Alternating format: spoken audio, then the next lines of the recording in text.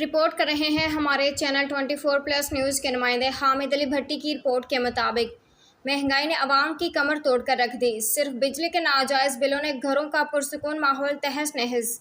کوالٹین route مین workshop stop ناجائز منافع خوروں کے خلاف کارروائیاں کرنے کی حکومتی پالیسی مکمل طور پر تباہ و ناکام ہو چکی ہے۔ عوام مہنگائی کے بوجھ تلے دب چکے ہیں۔ پرائس کنٹرول کمیٹیاں غیر فعال ہیں۔ پاکستان میں حکمران مہنگائی پر قابو پانے میں مکمل طور پر ناکام ہو چکے ہیں اور عوام کو ناجائز منافع خوروں کے جال سے نکالنے کی سرکاری افسران کے دعوے بھی غیر مؤثر ثابت ہوئے۔ غریب اور دیہاڑی در طبقہ کی مہنگائی کی وجہ سے چیخیں نکل رہی ہیں۔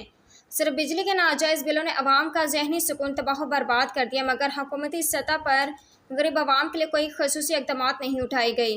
دکانداروں نے اشیاء خوردنوش کا اپنی مرضی سے اضافہ کر کے لوٹ مار کا بازار گرم کر رکھا ہے اور پرائس کنٹرول کمیٹیوں کے اعلیٰ افسران نے ٹاؤٹ مافیا کے رحم و کرم پر خاموشی اختیار کر رکھی ہے۔